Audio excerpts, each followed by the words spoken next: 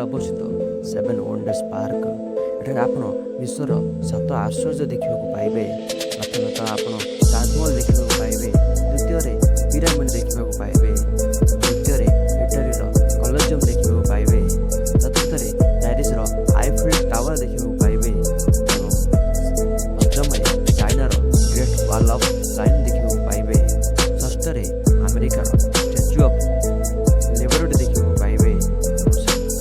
ସପ୍ତମରେ ବ୍ରାଜିଲରେ ଅବସ୍ଥିତ ଦି gate of freedom ଦେଖିବାକୁ ପାଇବେ। ଏହା ବ୍ୟତୀତ ଆପଣ ଏଠି ବହୁତ କିଛି ଦେଖିପାରିବେ। ତ ଆମକୁ ଏଇ ଭିଜିଟ୍ଟି ବହୁତ ଭଲ ଲାଗିଲା। ତ ଆପଣ ବି ଯଦି ଗଞ୍ଜାମର ଲୋକ ହୋଇଥିବେ ତ ନିହାତି ଭାବେ ଥରୁଟେ ଏଠାକୁ ଆସି ଭିଜିଟ୍ କରନ୍ତୁ। ମୋର ଆଶା ଆପଣଙ୍କୁ ବହୁତ ଭଲ